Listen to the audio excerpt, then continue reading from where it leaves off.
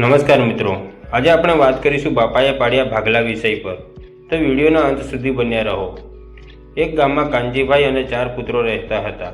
ચારેયના લગ્ન થયેલા હતા. આજે તમામ ભાઈઓએ તેમના પિતાની સંપત્તિ વહેંચવા પંચાયત બોલાવી હતી. સરપંચે કહ્યું, કાનજીભાઈ, તમારા 4 પુત્રો ઈચ્છે છે કે તમારી મિલકત 4 ભાગમાં વહેંચાય અને તમને વારાફરતી દરેક પુત્ર 3-3 મહિના રાખશે.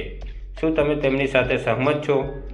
તેમાં વચ્ચે એક પુત્ર બોલ્યો, સાંભળો સરપંચ, આમાં પિતાને શું પૂછવાનું? અમે 4 ભાઈઓ 3 મહિના માટે તેમને સાથે રાખવા તૈયાર તો છીએ. તમે તમારે તેમની સંપત્તિના 4 ભાગ પાડો. હજી ચૂપચાપ બેસી રહેલા પિતા કાનજીભાઈએ અચાનક બૂમ પાડી અને કહ્યું, તમે નિર્ણય લેશો નહીં અને મારો નિર્ણય સાંભળો. હું આ 4 છોકરાઓને વારાફરતી 3-3 મહિના મારા ઘરે રાખીશ અને છોકરાઓ, તમે તમારા બાકીના મહિના ક્યાં કાઢવા એ તમારા ગોઠવણ કરી લો, કારણ કે મિલકત મારી છે. પિતાનો નિર્ણય સાંભળીને પંચાયત અને 4 છોકરાઓના મોં ખુલ્લા રહી ગયા. આને કહેવાય નિર્ણય. શીખ: નિર્ણય બાળકો દ્વારા નહીં પણ માતા પિતાએ લેવો જોઈએ. જેમ માતા પિતા આપણું બાળપણ સંભાળે છે, તેમ વૃદ્ધાવસ્થાઓમાં તેમને સંભાળવું આપણી ફરજ છે, સોદો નહીં. મિત્રો, વિડીયો પસંદ આવ્યો તો લાઈક, કોમેન્ટ, શેર કરો. આભાર.